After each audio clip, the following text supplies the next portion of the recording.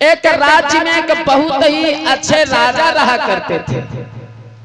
एक राज्य में एक बहुत ही अच्छे राजा रहा करते थे। उन्होंने सोचा चलो आज हम अपने आप घूम टहल कर देखते हैं। हमारे राज्य में सुनने को मिलता है बराबर कि हमारे राज्य में कोई दुखी, कोई गरीब, कोई परेशान व्यक्ति नहीं है। चलो हम चलकर देख लेते। तो महाराज राज्य में घूमने निकले तो क्या देखा, एक गरीब लोहार, एक बड़ा ही गरीब लोहार उन्हें नजर आया, जो टूटी फूटी झोपड़ी पड़ी है। गर्मी का मौसम है, आग जलाकर लोहा पका रहा है, हथौड़ा चला रहा है, शरीर से पसीना टपक रहा है। राजा ने सोचा ये लोहार जो है बड़ा गरीब आदमी, इसे कुछ दान में दे देना चाहिए ताकि इसकी गरीबी दूर हो जाए। लोहार के पास में महाराज गए हैं, जवाब दिया, रे लोहार तुम्हारी गरीबी को देख करके हम बहुत दुखी हैं और हम तुम्हें कुछ इनाम में देने के लिए आए हैं। आज के बाद ये तुम्हारी गरीबी हमेशा के लिए दूर हो जाएगी। कहने लगा महाराज अगर आप ऐसा कर देंगे तो जीवन भर आभारी रहेंगे, हमारी गरीबी दूर हो जाएगी, तो इससे बड़ा क्या हो सकता है एहसान महाराज। महाराज बोले हैं जाओ लोहार, तुम्हारे घर के पीछे जो चंदन का बाग है ये इनाम में ले जाओ। चंदन की लकड़ियों को काट करके बाजार में बेचो और बहुत ही जल्द तुम्हारी गरीबी दूर हो जाए। कहने लगा ठीक है महाराज। महाराज ने चंदन का बाग इनाम में लोहार को दे दिया। देने के बाद वापिस आ 5 साल बीते, लेकिन लोहार ने क्या किया, उन चंदन की लकड़ियों को काट कर बाजार में नहीं बेचा, कोयला बनाकर लोहा पकाता रहा और उसने कुछ नहीं किया। 5 साल तक लगभग ये करता रहा। जब एक एक चंदन का पेड़, एक एक लकड़ी खत्म हो गई, राजा ने सोच लिया ज्यादा दिन हो गए, चलो देखते हैं लोहार के पास अब चलते हैं, उसकी गरीबी दूर हो गई होगी। महाराज जब लोहार के घर के पास में आए हैं तो क्या देखा, अब उसकी हालत पहले से ज्यादा खराब है। पहले उससे ज्यादा खराब है तो राजा सोचने लगे इसका मतलब इसे मैंने जो चंदन का बाग इनाम में दिया था शायद इसने बेचा नहीं है, शायद इसने लकड़ियों को काटा नहीं है, इसीलिए इसकी गरीबी नहीं दूर हुई। राजा सोचने लगे लो एक बार बाग में भी टहल कर देख लेते हैं। बाग में गए हैं तो क्या देखा, एक भी चंदन की लकड़ी नहीं, एक भी पेड़ नहीं। लौट कर फिर लोहार के पास में आए, जवाब दिया, रे लोहार ये क्या है, ये क्या देख रहा हूँ, तुम्हारी गरीबी भी दूर नहीं हुई, एक चंदन की लकड़ी ना है, ये क्या है। जवाब दिया महाराज बाग तो हम ही ने काटा है, उन लकड़ियों को हम ही ने काटा है, लेकिन काट कर जलाकर कोयला बनाकर जो लोहा से औजार बनाकर हम ग्राहकों को देते रहे और हमने कुछ नहीं किया। राजा ने सोचा इसका मतलब ये लोहार ये क्या जाने चंदन की लकड़ी क्या होती है, ये क्या जाने चंदन की कीमत क्या होती है, इसे नहीं पता। आज इसे नहीं बताएंगे तो भविष्य में फिर ये कभी आगे भूल कर सकता है।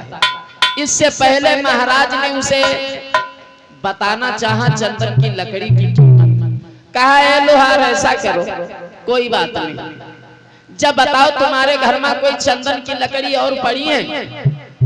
लोहार बोला महाराज देखना पड़ेगा। बोले जाओ देख करके आओ। झोपड़ी के अंदर गया है तो क्या देखा, एक भी चंदन की लकड़ी नहीं। बोला महाराज ये कोई चंदन की लकड़ी ना है। महाराज बोले अजीब आदमी हो, जिसके घर में चंदन की पूरी खानी भरी हो उसके घर में एक लकड़ी ना है। दोबारा देखो। दोबारा देखने के लिए चला है तो क्या देखा, चंदन की लकड़ी तो एक भी नहीं थी, मगर उसके घर में कोई कुल्हाड़ी थी। जिस कुल्हाड़ी का बेंट समझते होंगे, कुल्हाड़ी का बेंट टूट गया था तो उसने उसी चंदन की लकड़ी का बेंट लगाया था। लौटकर महाराज के पास आया, जवाब दिया और कोई लकड़ी नहीं है, बस कुल्हाड़ी में हमने वो बेंट लगाया था, बस उतनी ही लकड़ी है। महाराज बोले ले आओ फिर। अब वो कुल्हाड़ी लाया। महाराज ने कहा कुल्हाड़ी को निकालो, बेंट अलग करो। बेंट को अलग किया।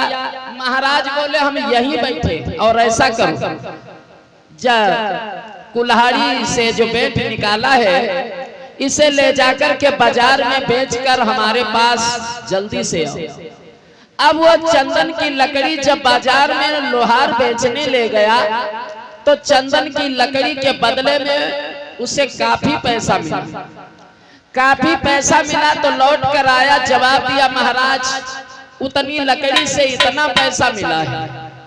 महाराज बोले जब बताओ, जब इतनी बड़ी लकड़ी से तुमको इतना पैसा मिला है और जहां हमने चंदन का पूरा बाग इनाम में दिया था, अगर पूरा बेच डालते तो कितनी जल्दी तुम्हारी गरीबी दूर हो जाती। एकदम से बोला महाराज हमने सोच नहीं पाई, महाराज मेरे से भूल हो गई, ऐसा करो महाराज अब की से कुछ और इनाम में दे दो।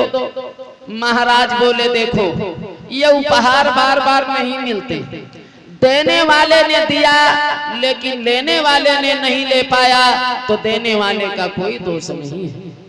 उसी तरीका से महाराज की तरीका से बाबा साहब ने हमें संविधान दिया। संविधान के द्वारा हम चैन से जी न सके, बाबा साहब के दिए गए अधिकारों के बारे में न समझ सके, अपने बच्चों को पढ़ा लिखा कर महान न बना सके, तो बाबा साहब का कोई दोष नहीं है। आज हमारा समाज अंधविश्वास और पाखंड में फंसा हुआ है। जो व्यक्ति लकीर का फकीर बना हुआ है, देखा धूनी में लगा हुआ कि फलाने ऐसा कर रहे हैं हमहू ऐसा करेंगे, लेकिन देखा धूनी वाले में कभी कभी ऐसा होता है नुकसान हो जाता है। जैसे पेपर का समय चल रहा हो, हमारी सीट के आगे अगला व्यक्ति बैठा हुआ है, वो गलत लिख रहा है, हमें भी नहीं पता है वो सही लिख रहा है या गलत लिख रहा है, लेकिन उसने गलत लिखा, आपने भी नकल की, उसका भी गलत हुआ, तुम्हारा भी गलत हो गया। तो जरूरत है हमें अपने दिमाग और बुद्धि से सोचकर चलने की। पराधीन सपने सुख नाही कर विचार देखो मन मान, दूसरे के अधीन दूसरे के भरोसे रहने से कभी सुख नहीं मिल सकता। आदमी लकीर का फकीर कैसे बना है कहानी और है, उसके बाद फिर असली कहानी बढ़ाएंगे। इधर हुआ ऐसा, एक बार महाराज अकबर का दरबार लगा हुआ था। महाराज अकबर का